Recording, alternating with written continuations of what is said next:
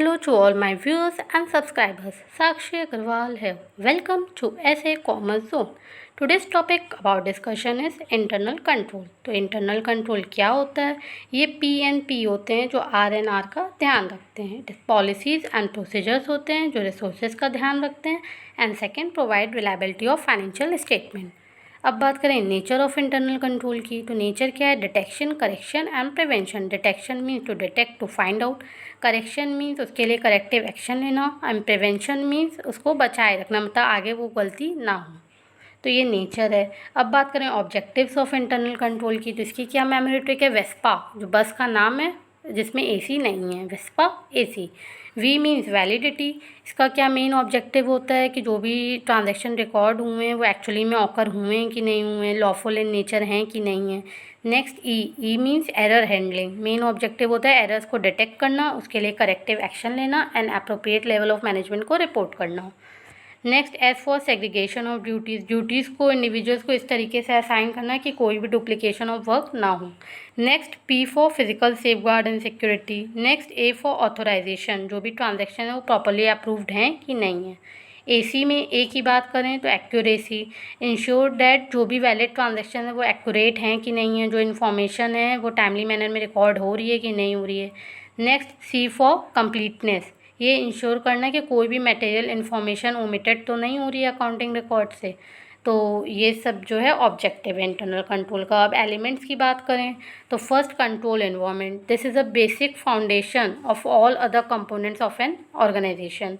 Second risk assessment. इसमें क्या करते हैं? आइडेंटिफाई और एनालाइज करते हैं रिस्क को. Next control activities. Next information and communication. जो भी इंफॉर्मेशन है वो प्रॉपर फॉर्म में होनी चाहिए और टाइम फ्रेम में होनी चाहिए. And last monitoring. Continuous basis पे मॉनिटर करते रहना. तो ये सब एलिमेंट्स है. अब बात करें एडवांटेजेस ऑफ इंटरनल कंट्रोल की, तो first increase in operational efficiency. Second accurate recording. Third compliance. Next protection of employees. Next benefits of internal control to auditor. And last safeguarding of assets. तो अब इसकी क्या memory trick है? Auditor race में 1 आया. तो auditor से benefits of internal control to the auditor. R से रिकॉर्डिंग. ए से asset safeguarding of assets. C compliance. E benefits to employees और protection of employees. And one से operational efficiency. अब limitations की बात करें तो लिमिटेशंस क्या है? Judgement, breakdown, collusion and management override. अब बात करें टेक्निक्स ऑफ इंटरनल कंट्रोल की, तो 2 टेक्निक्स है, preventive techniques and detective techniques. Preventive techniques की मेमोरी ट्रिक है SAS. S for segregation of duties. A for approvals, authorisation and verification. And last S for security of assets. अब detective techniques की बात करें तो इसकी memory trick है परी. P for performance review. A for audit, internal audit.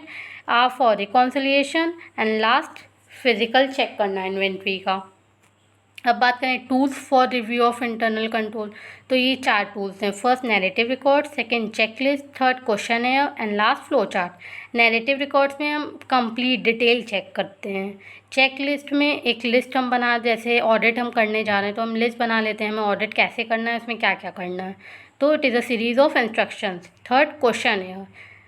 It is a comprehensive series of questions. For example हम किसी भी रेस्टोरेंट में जा रहे हैं तो हमें लास्ट में फीडबैक फॉर्म मिलता है, तो वो क्वेश्चन के फॉर्म में होता है, येस, नो और नॉट एप्लीकेबल.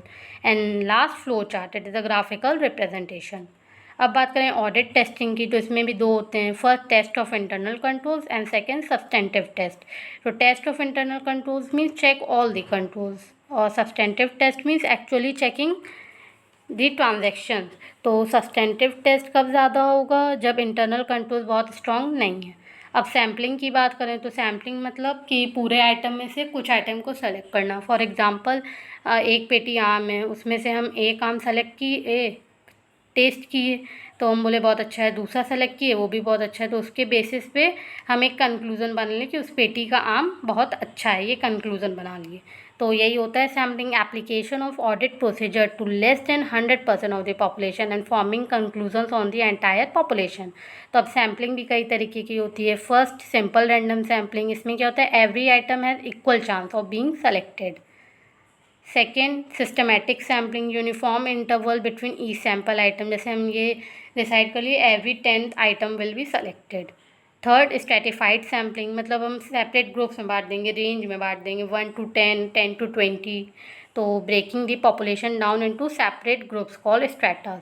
अब बात करें इंटर फर्म कंपैरिजन की और इंट्रा फर्म कंपैरिजन की। तो inter means comparison between two firms and intra means within the firm.